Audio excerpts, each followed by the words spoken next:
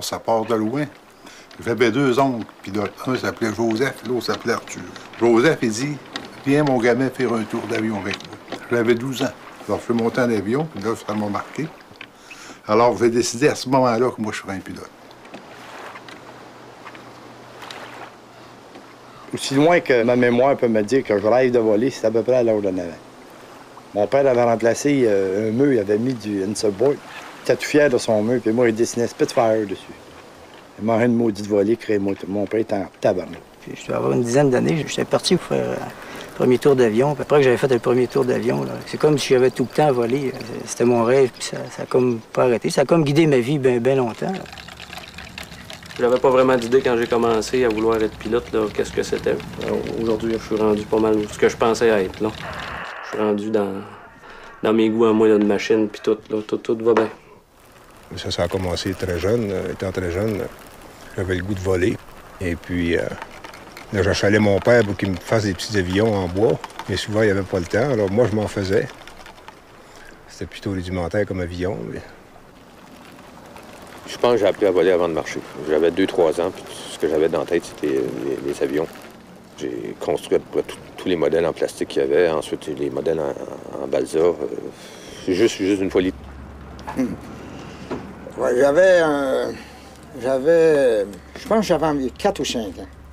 J'étais avec mon père, et puis il y avait beaucoup d'avions qui décollaient d'Amos. Puis pour juste au-dessus de chez nous. Je regardais ça, puis j'avais dit à mon père, je dis, moi, j'aimerais ça conduire ça. Il dit, pense pas à ça, il y a juste les gens de là qui font ça. Bon, alors, je dis, en tout cas, c'est pas grave, je faut ouvrir un truc à la ça.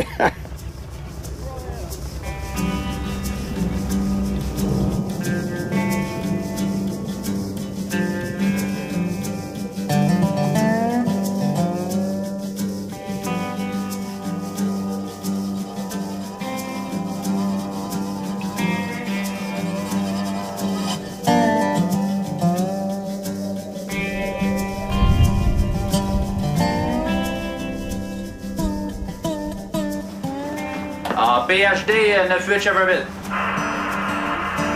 Bon, DA on va tourner finale dans des Saguenay, on a le vireur de la Beauce en 2. OK, Roger. Puis est-ce que le fait est décollé, Dover? Roger, le fait est décollé pour le camp 15. OK, Pierre, là, on a un petit voyage à faire. Petit voyage de... Quelle cabine que tu m'envoies? Là, j'ai un moteur puis du stock à dropper au camp 6. Après ça, tu t'en vas dropper les 3 passagers que tu as à bord au camp 15. Là, tu t'en vas au 14. Tu reprends 2 autres passagers pour les transférer avec le viande au camp 17. Du 17, tu pars à vide. Tu redescends au 15. Oups, ici. Puis, tu t'en vas Cheverville. Ça te donne une ride 450 et les poussières 480 000. 480 000, bon, je vais me prendre le centre au 14. OK, 3 passagers, camp 6, je les amène au 17. T'es laisses au 17, t'es à vide, tu retournes au 15. Au 15, ramasser ma viande. Oui. Ben, OK, météo en haut, elle est belle. Météo, il est 2 heures après-midi, il va être bon moment. On n'a pas de temps à perdre. On n'a pas de temps à perdre, on y va tout de suite. C'est beau. Clear. Check all pressure. All pressure's checked.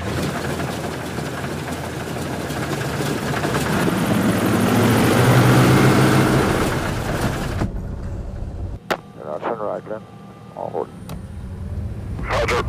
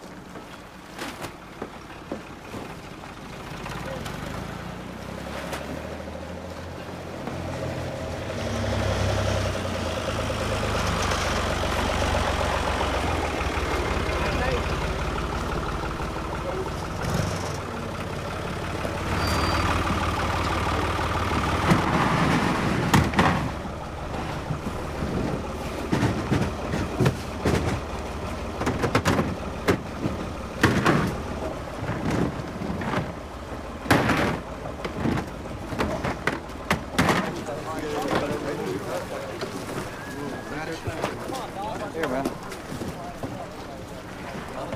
Here, wait a minute. My name is Fred. I'm your pilot for today. I want you to have your seatbelt for the takeoff and the landing. On the shelf behind the stock, we have an emergency transmitter. It's an orange box. If something happens, be sure that the switch is on. In that plane, we have 5 exits. The 2 doors in the back, 2 doors up front on the cockpit, and 1 up here in the roof. If you have something, just ask me in front, okay? Hey, yeah.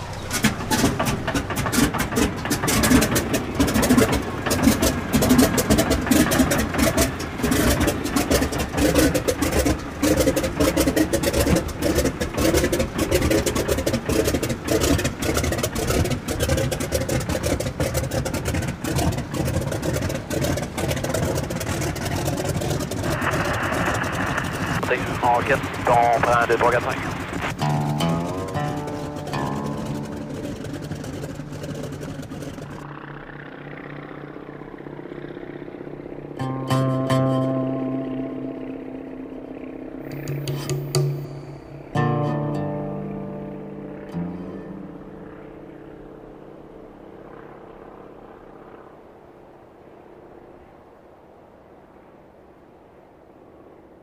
C'est une belle carrière, pilote de brousse. C'est intéressant, mais je pense que c'est pas tout le monde qui veut faire ça. Je pense qu'il faut être un petit peu passionné pour faire ça. Ou un petit peu fou, je sais pas, là. C'est un moyen rapide de se déplacer quand on n'est pas pressé. Parce qu'on sait quand on part, mais on sait jamais quand on revient. Pour moi, c'est moins monotone que piloter sur une ligne. Parce que, premièrement, on n'atterrit jamais de la même façon. Si le lac est assez grand, on peut toujours choisir notre vent, avoir le vent dans le nez pour atterrir.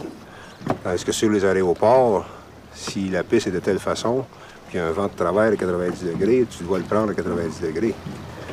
Bien, dans la brousse, on peut faire 15 atterrissages par jour, 15 atterrissages sur des lacs différents ou des rivières différentes, bien sûr, soit sur ski ou sur flotteur.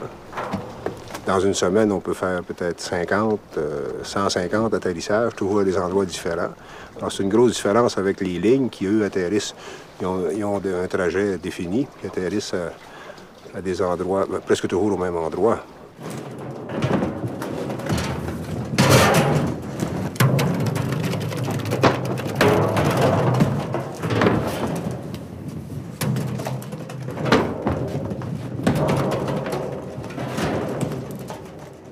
L'application du TC3 dans la brousse, c'est sur ski, sur les lacs, l'hiver. L'avantage que ça a sur les autres avions, c'est la capacité de la cabine en volume, puis en pesanteur aussi, l'autonomie.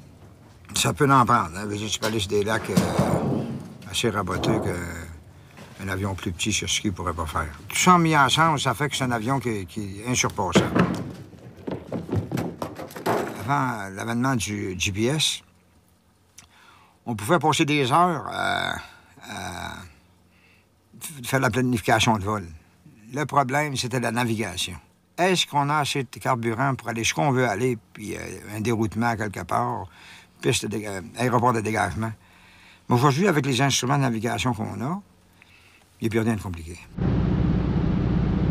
Maintenant, c'est très facile de savoir où nous sommes en tout temps grâce au GPS. Présentement, on choisit comme destination Squaw. On est enregistré ici, j'ai déjà préenregistré.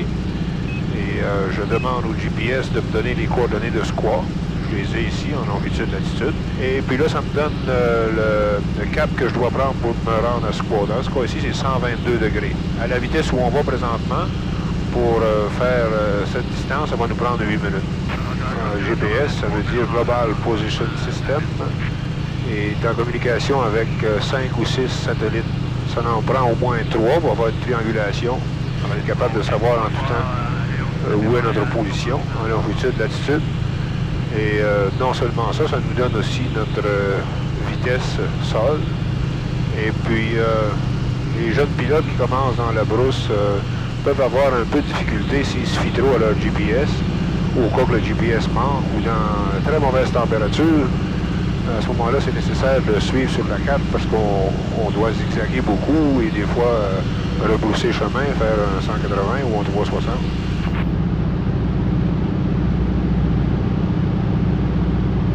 Oh, la navigation, premièrement, il n'y avait aucune aide de navigation. Dans ce temps-là, il n'y avait rien, ça n'existait pas. Même les radios range, qui étaient le début de la navigation par électronique, on n'avait pas. C'était la carte. La carte du temps, hein? Pas la carte d'aujourd'hui. Puis une était faite en 60 et en 53, puis une en 62. On faisait des marques pour se reconnaître. Sur cette carte, il était marqué « Pas maté ». Au nord de Mistassini, c'est les Chicounes, c'était la pire place, ça. Alors, un pouce, ça fait 8000. 8000 là, c'est le maximum qu'on peut voir dans la bonne visibilité. Avec le crayon, on pouvait faire des marques. Une rivière, ou une pointe, ou un rocher qui dépassait, là, une bonne petite montagne. Et puis surtout, sans revenir à la même place. Il faut se faire une carte. Il faut marquer des points de repère en s'en allant. Et puis en s'en revenant, passer à la même place. Hein. Parce que vous êtes dans une mer d'îles. Ça paraît pas. Sur la carte, c'est bien beau. Mais quand vous arrivez là, c'est pas pareil. Ouais, vas-y, Gisèle. Roger, Roger.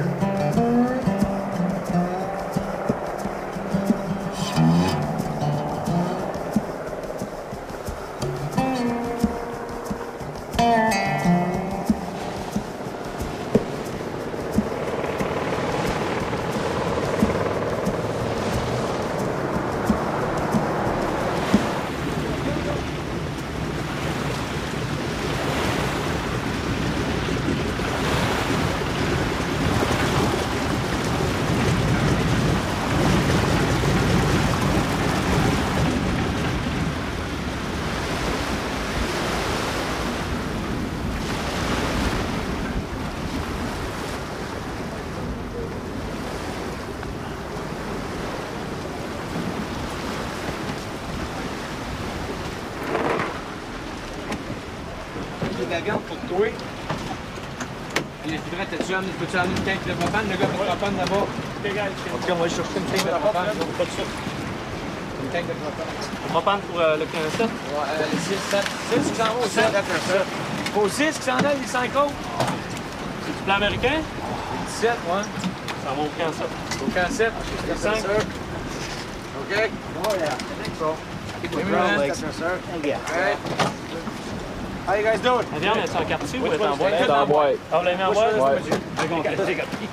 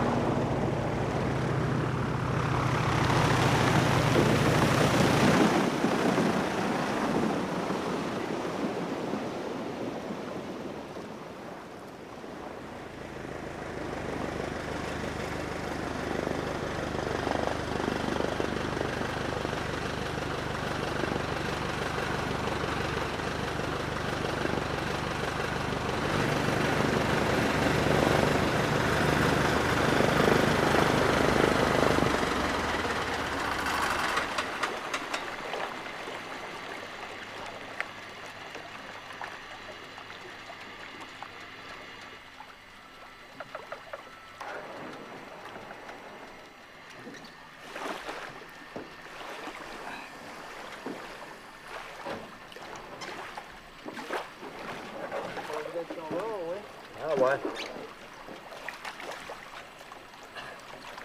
L'eau a baissé. On va le bâtir dans un quai.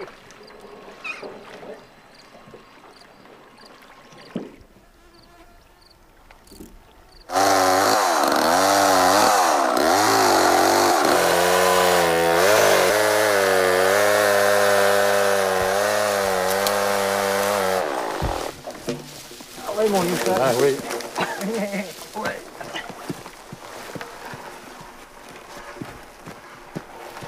On va voir venir jusqu'à l'ouest. Ouais.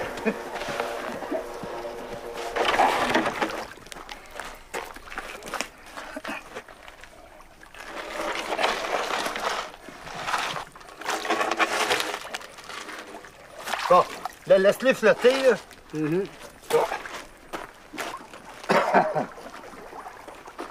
Il met 2 blocs en dessous, comme ça. Dans la renverse.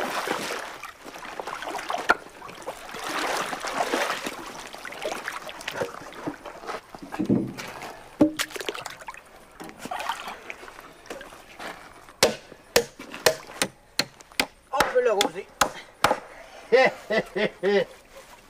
Hein? Oui. Ah là, on va aller en ben, il fallait boîtier ça vite. Ben, d'abord, on avait des voyages à faire. On n'avait pas une journée pour faire ça. Là. On bâtissait ça, surtout quand on travaillait pour les voiliers.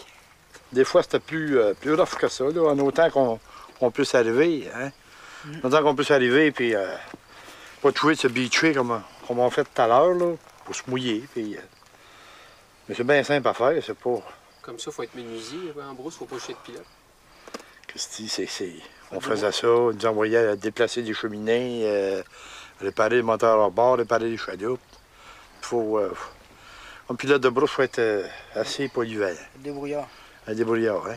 Oui. Tu sais, tu fais un beau décalage, tout va bien, hein? Que si on ne le raconte pas, ce décalage-là. C'est ça qui nous a effrayé un peu, là, les difficiles. Ça, c'était un exploit. Fait que si on avait fait serrer. Puis soir, c'est ça qui se compte. Ben, on le dit pas qu'on avait fait serrer, hein? Pas pour un héros, hein? Il y a bien des gars qui disent « ça, c'est un pilote, à lui. » Il fait des shots, puis on ne raconte pas qu'on a eu peur, ce fois-là. Puis d'ailleurs, quand on dit forcer, il y a 2 histoires là-dedans. Il a forcé avec des clients, puis il a forcé tout seul. Ah, ben là. Alors, quand tu es tout seul, là, c'est drôle. Tu y vas comme toi, tu penses, tu peux pencher l'avion. Tu peux décider de virer, puis au lieu de tirer ses commandes, au lieu de tourner comme ça pour virer, tu mets l'avion complètement sur le côté, puis tu tires ses commandes. L'avion, elle vire de même, puis elle repart. Ça vire. On appelle ça virer sur un 30 sous, là. Forcément, pour rentrer à l'écurie. Rentrer à la base. Ouais. Là, tabarnouche. Oui. Tu sais, tu vas passer la nuit dans le bois, là. Ben, pour pas passer la nuit dans le bois, tu forces un peu plus. On n'est pas si cowboy que ça. On risque pas nos vies puis la vie de nos passagers. Quand on dit qu'on force, c'est raisonnable, là. C'est pas forcé. J'en connais des pilotes qui forcent en fou, là, puis ils ont craché aussi. Ceux qui forcent en fou se crachent. Lorsque j'étais jeune pilote, on allait vers Val-d'Or. Et puis, la température était maussade. Alors, c'est à un moment donné, en approchant de Val-d'Or, les nuages étaient presque collés au sol. Alors, j'ai décidé de suivre la route pour me rendre à Val-d'Or, chose qu'on ne doit jamais faire avec un avion sur le flotteur. Tout à coup, j'ai perdu la route. Alors, j'ai fait un 360 pour essayer de la retrouver. Je ne l'ai pas vue. Alors, j'ai retourné vers Val-d'Or, vers le nord. Puis, j'ai décidé de monter au-dessus des nuages parce que je ne voyais rien, en espérant que le plafond ne soit pas trop haut. Alors, rendu à 3000 pieds environ, 3000 pieds d'altitude, j'ai percé. Je suis arrivé au-dessus des nuages. Là, c'était merveilleux, c'était magnifique. J'ai pris une décision. Je me suis dit, dans 5 minutes, si je ne vois pas d'éclaircie, ben, je vais essayer de traverser les nuages. Ben là, j'étais prêt à mourir, franchement, parce que c'est assez dangereux, hein. Tu sais pas où est-ce que tu vas arriver, s'il y a une montagne en dessous ou quoi que ce soit. Mais à un moment donné, j'ai vu à ma gauche comme une éclaircie. Ça semblait être un lac, mais c'était dans le brouillard, dans les nuages. Je me suis rapproché, effectivement, c'était un lac, alors j'ai mis full flap et puis j'ai atterri ça là. Alors là, j'étais assez content de ne pas avoir brisé l'avion et de ne pas m'être blessé. Ma première réaction, c'était d'embrasser le sol. J'ai joué au petit Jean 23, là, je me suis mis à terre et j'ai embrassé le sol.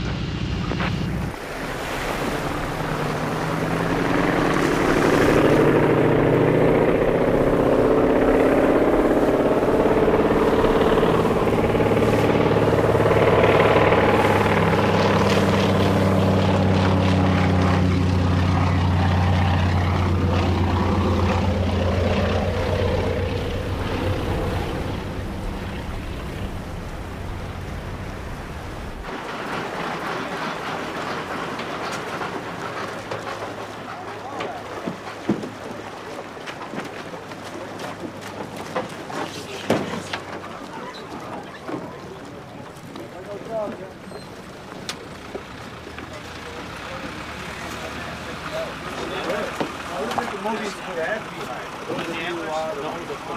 Oh, let me get my face in it. C'est beau panache, réel. Oui, hein? Good. Thank you. Welcome.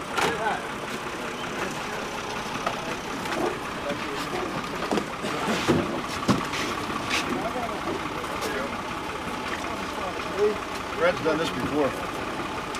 Bullet hole.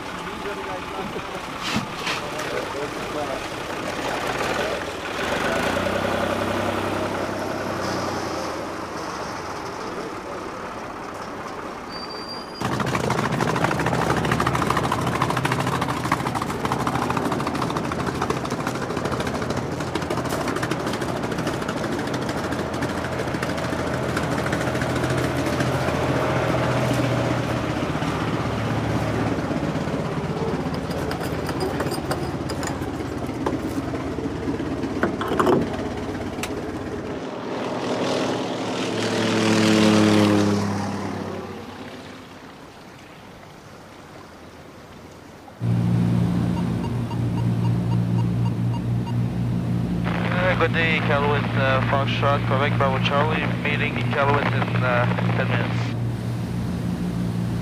Bravo Charlie, Roger, first 248 carries with you. Check traffic is 15 DV inbound from the southwest, and we'll be using 1-8. Quebec Bravo Charlie will use 1-8. Dépêche à 15 pouces. OK, là, c'est droit là. Parfait, ça.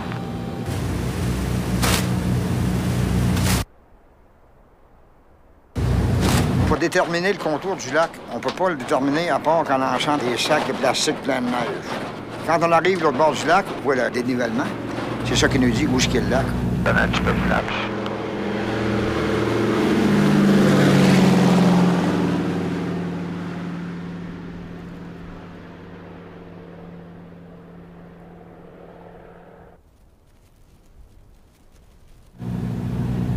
On descend pas trop, là, baisse la vitesse avec la trip.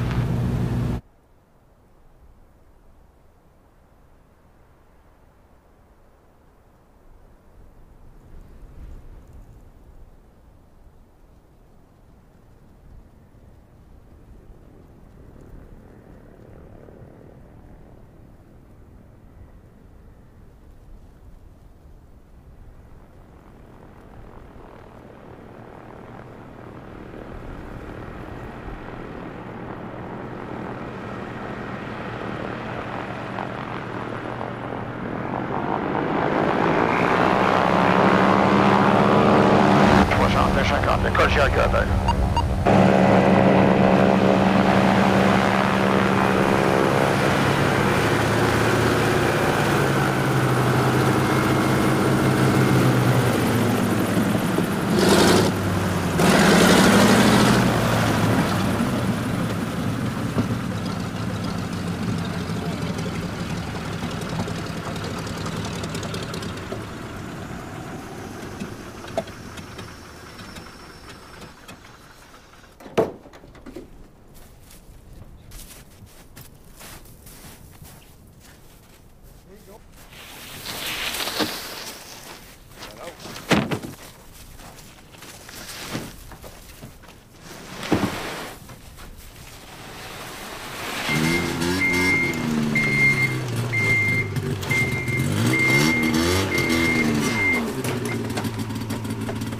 C'est la seule brousse qui reste, d'après moi, là. La seule brousse qui reste, là, c'est le DC3 sur ski.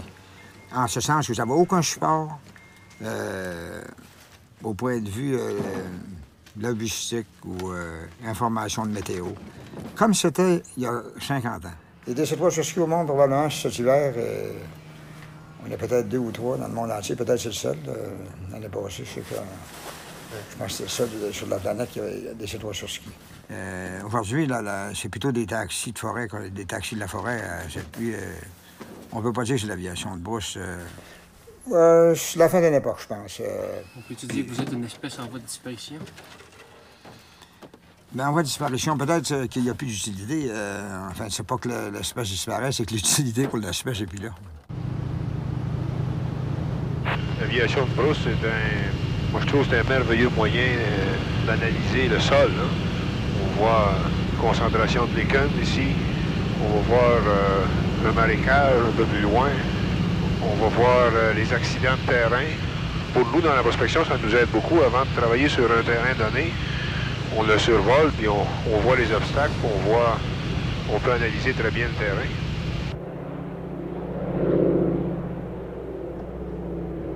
Quelquefois, on va voir des lacs verts, complètement verts. Du haut des airs, je peux voir quelque chose qui frappe la vue, comme une trace de rouille ou une plaque blanche qui est du quartz bien souvent. Alors ça, c'est des bonnes indications pour du minerai.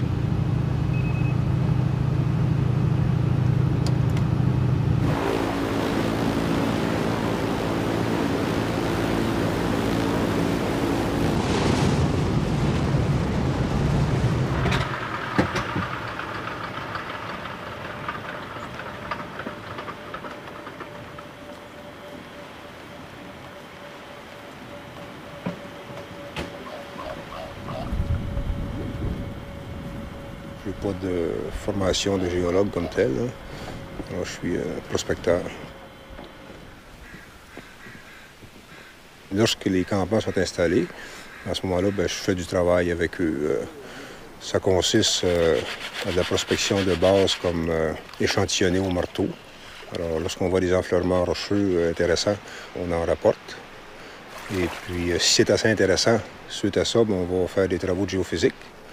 On cherche dans le beaver, puis on envoie ça par avion hein, de Shefferville. On envoie ça. Notre bureau d'analyse est à Val-d'Or. On envoie ça là. Puis une couple de semaines plus tard, on a les résultats. Là, on sait exactement quel pourcentage de minerai qu'il y a dans la roche. Celui-là, il vient-tu de Cozola aussi? Ça, c'est une flotte dans le rivière.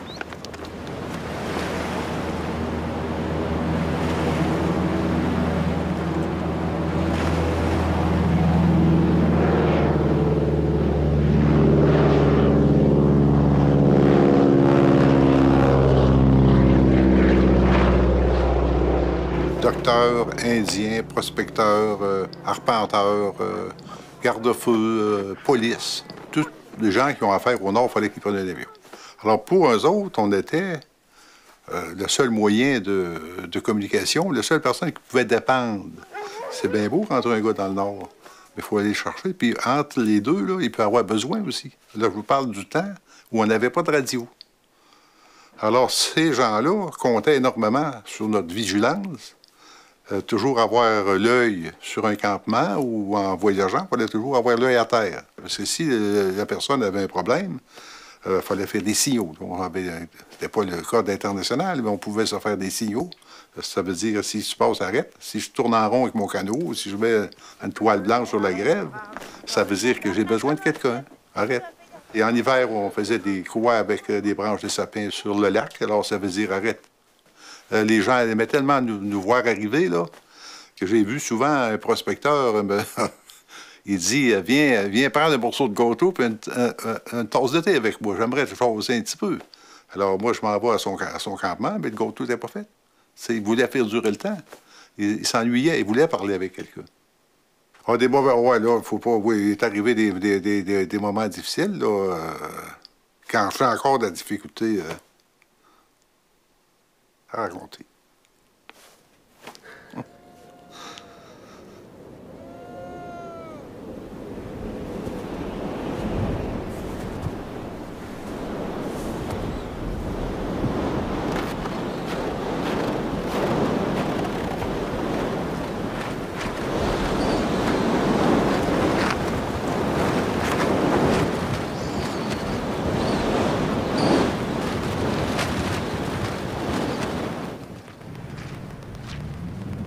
Avec tout ce que j'ai appris en dehors de l'aviation, dans l'aviation, puis tout ce que j'essaie de m'instruire sur tout ce que je vois, je mets tout ça ensemble et je forme une logique, puis je vais vraiment là, à la marge. La ligne, pour moi, est très mince. Je vais directement au bout. Je traverse pas la ligne, si on veut, je traverse pas la marge, mais je vais jusqu'à la marge. Pas à 2 pouces, direct dessus. Mais, je vais dire une chose, que ce soit une évacuation médicale ou une job ordinaire, ou un vol d'exécutif vers Toronto, ou un vol d'urgence. Moi, mes normes sont les mêmes. C'est toujours jusqu'à la limite. La limite, une limite raisonnable, puis safe, là. Faut que tu te laisses la place pour la sécurité. Quand tu viens avec le DC-3, là, tu sais jamais qu'est-ce qui va arriver. Les 2 trains d'atterrissage ont arraché. Il y avait 4 hommes là-dedans. On a tout monté ça, tout changé, les trains d'atterrissage, moteurs, hélices. Puis ça a pris exactement 8 jours. Jean-Marie avait monté un gros jack pour lever le DC-3. Puis avec ce qu'on appelle une chèvre, c'est une espèce de poteau en métal qui passe par-dessus le moteur. Puis là, tu enlèves le moteur, puis tu sors de là, puis tu en remets un autre en place. Là. Moi, j'ai pas eu peur, parce que comme tu dis, je m'organise pour pas avoir peur. Parce que quand je planifie des choses, puis qu'il y a une inquiétude qui se développe, je pense que si je ne parais pas à l'inquiétude, en changeant mes plans, ça pourrait devenir de la peur peut-être, mais ça va pas jusque-là. Ça va pas jusque-là. C'est un peu je sais pas si je peux m'exprimer comme ça, mais on peut dire que c'est un peu l'instinct animal. Un animal, il n'aura pas peur parce qu'il ne se lance pas dans des affaires qu'il va avoir peur. C'est l'instinct qui... C'est peut-être le 5e, le 6e ou le 7e sens là, qui parle des fois dans le pilotage. Là. Dans le pilotage de brousse, peut-être que c'est ça. Au niveau du vol, bien, on acquiert chacun, je pense, nos propres expériences parce que le vol se fait en fonction des limites personnelles de chaque personne. Mais la manière d'aborder certaines situations, souvent un pilote peut te donner des conseils. Puis dans l'évaluation, puis de savoir ce qui va se passer en fonction de ce que tu vois dans ta journée au niveau des conditions météo, bien, ils peuvent te renseigner des fois. Tu lui demandes qu'est-ce qu'il va faire après-midi ou si je vois là, vas-tu être bon pour y aller? Ils sont déjà allés dans des conditions similaires. Fait que ça facilite encore. C'est quoi le meilleur conseil qu'un vieux pilote depuis de donner? Écoute ton instinct. C'est une des choses, je pense que, surtout cette année, là, il y a un gars qui m'est arrivé un moment donné, il dit « Oublie pas ça, écoute ton instinct ». Puis souvent, c'est vrai, ta première idée, ce que tu te fais, là, puis comment tu files dans la situation que t'es, c'est ça qui va te permettre de t'en sortir très bien. Là. Écouter son instinct. C'est le flash là, que je viens d'avoir. Là. C'est vrai, on m'a dit ça 2 semaines avant qu'il m'arrive. Petite bad luck. Là. On a débarqué un cylindre sur l'avion, puis... le moteur s'est vidé d'huile, fait que c'était un force landing, puis c'est tout, là. Ça s'est bien passé. Il n'y a pas eu de peur, il n'y a pas eu de crainte? Des peurs pendant, non, t'as pas le temps. Après, par exemple, les genoux te claquent ensemble, tu viens les yeux dans l'eau, puis t'as de la misère à parler un peu, là. Mais c'est pas grave, t'es un tough, t'es un homme. Puis là, tu prends le radio, puis tu dis à ton boss que tout est correct, puis il envoie des mécaniques pour te réparer, puis tout va bien. Comme moi, j'ai eu des mauvaises expériences. Lorsque j'avais 200-300 heures de vol, je croyais que j'étais un pilote accompli. Je me suis aperçu que je commençais seulement qu'à apprendre l'aviation de brousse. Faut ajouter à ça que ça prend 45 heures pour avoir une licence, mais ça prend toute une vie pour savoir apprendre à piloter. C'est compétent. Oui, c'est ça. Le mot, le compétent, c'est bon. Ça veut dire... Avec ton DC-3, est-ce que tu te sens compétent? Je me sens compétent, mais plus que jamais, je me sens toujours que c'est moi qui le pilote du DC-3, mais que le DC-3, lui, il attend, le DC-3, peut-être que c'est pas mon chum. Je veux dire, c'est une machine, c'est un paquet de métal dans les airs, puis la machine est à point, donc essayons les pilotes de se mettre à point dessus. Mais comme il dit, là, la familiarité aussi peut tuer son homme. Hein. Je veux dire, tu dis, il n'y a pas de danger, hier c'était correct, avant hier, puis il n'y a pas de problème. Là, cet avion-là, elle a 10 000 heures, puis jamais rien arrivé à l'avion. Puis moi, ben, jamais rien arrivé. Ça tue un familier, là. Ça peut tuer son homme. Ça peut tuer, ça peut vraiment nuire. Moi, à un moment donné, là, un gars qui vole, là, ben, un gars qui vole, pas des gars qui parlent de voler, mais un gars qui vole, là, puis qui a volé, là, ben, parlez-en à des gens qui ont fait une carrière, là. Vous allez voir, ils vont dire qu'il y a bien plus de pilotes chanceux que des bons pilotes. Ça prend de la chance et de la prudence. Si vous n'êtes pas prudent, là, vous pouvez arranger la prudence, vous pouvez la faire, la prudence. La chance, non. Parce que vous pouvez être malchanceux. La chance se prépare un peu en prenant bien soin de votre avion, tout surveillé, là. Mais il y a un risque que vous ne pouvez pas éviter.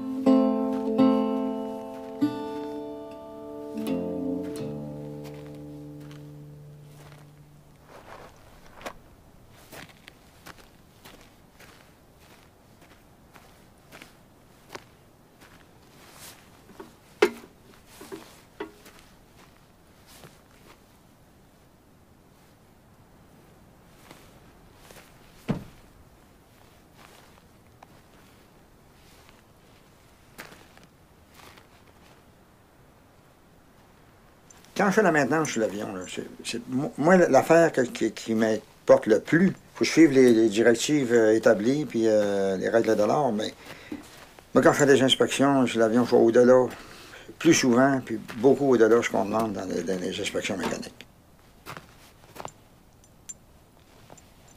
J'ai jamais créé de situation où ma vie pouvait être en danger. Il faut reconnaître les signes, il faut reconnaître il y a des événements qui peuvent se passer, que si vous ne réagissez pas, oui, ça peut se passer. Alors, il faut savoir quand poser le bon geste.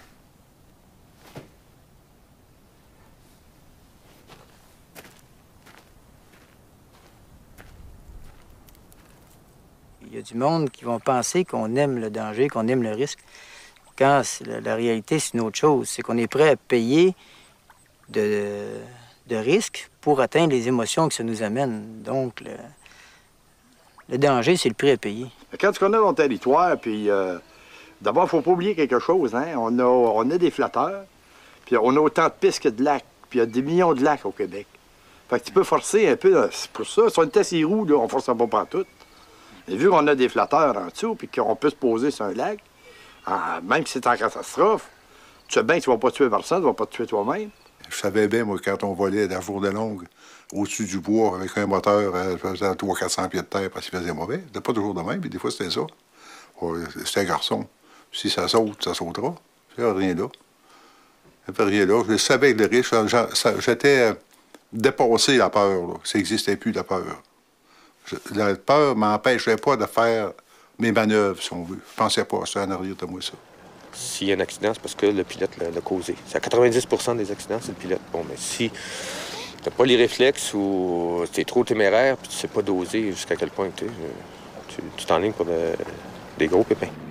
Quand tu tapes 8, 9, 10 heures de vol par jour, charger, décharger, voler, tout ça, ça demande beaucoup. Vient un moment où tu ne sais plus où sont tes limites. Tu peux te promener avec pratiquement les épinettes qui te frottent dans les flotteurs.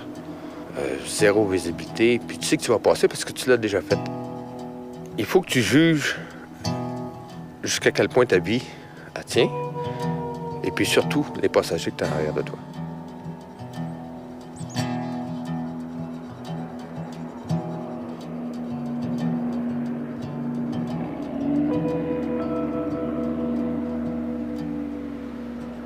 Le client, lui, on part des États-Unis, puis moi, je vais y aller à la pêche, puis je vais aller pêcher, puis c'est tout. Puis ça arrive toujours, ces choses-là, comme la chasse, c'est peut-être la pire météo de l'année.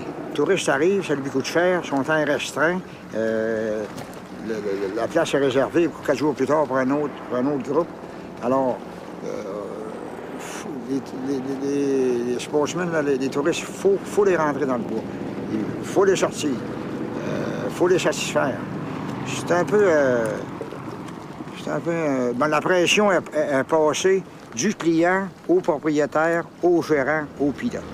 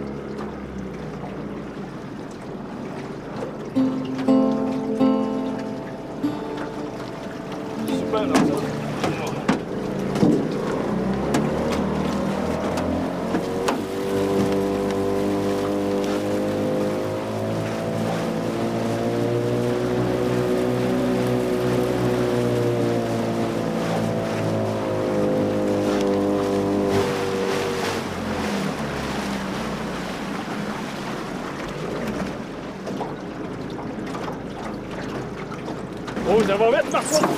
Merci!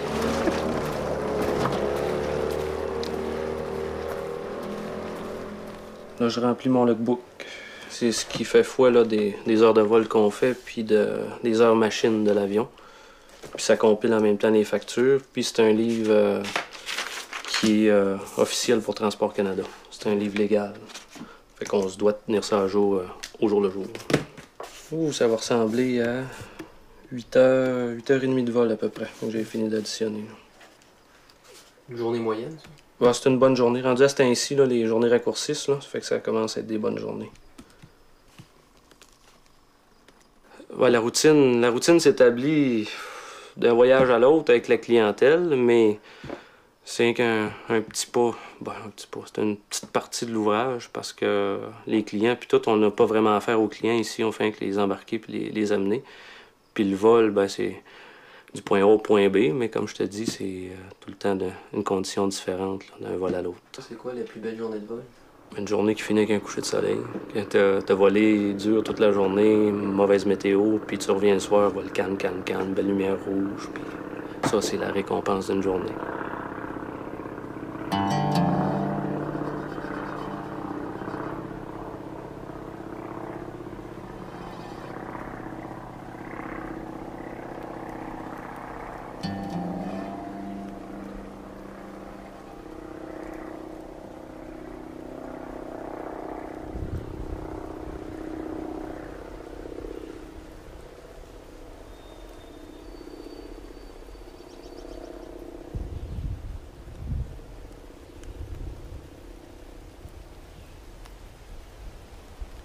Dès que je suis seul, dès qu'il fait beau, là, je me colle la tête dans les épinettes, puis le plus bas possible, je m'amuse.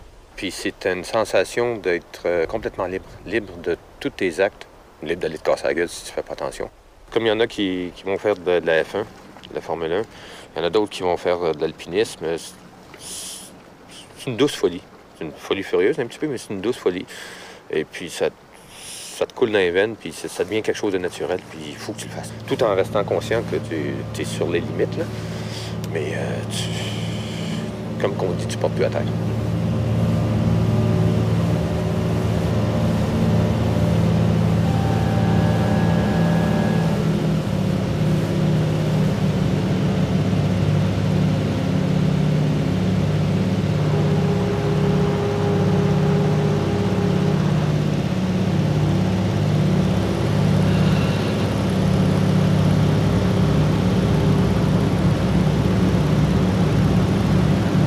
L'impression que j'ai, c'est que de voler, c'est que tu dépasses le côté humain.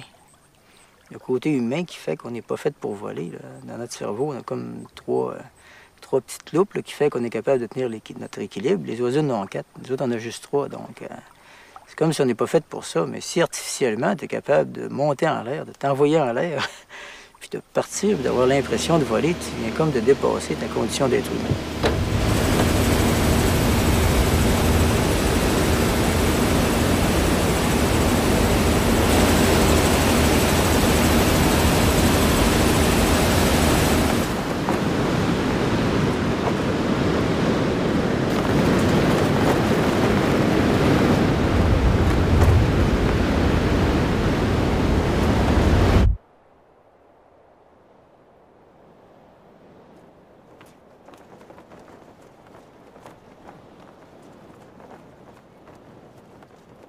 Tu deviens un animal de brousse, tu deviens un oiseau, tu deviens un orignal, tu deviens un poisson.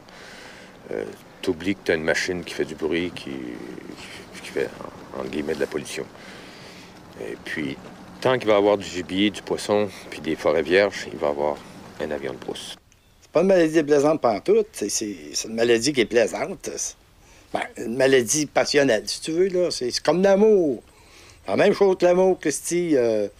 C'est une passion, puis c'est une maladie, puis on ne veut pas s'en passer. On ne peut pas s'en passer.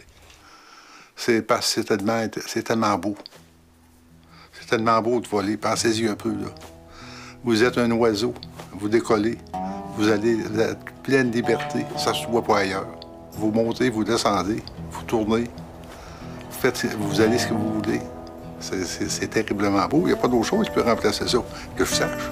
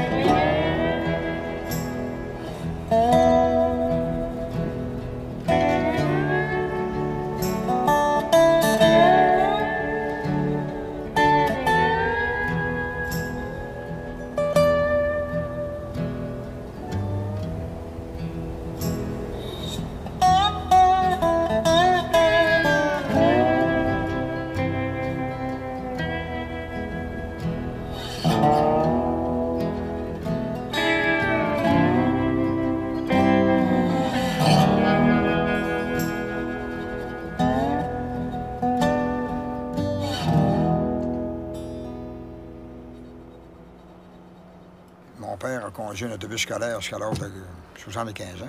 Je calcule que c'est moins compliqué de piloter un DC-3 qu'un autobus scolaire parce que les routes aériennes sont beaucoup plus larges que les routes terrestres. Fait que je vois pas pourquoi je piloterais pas encore à 75 ans.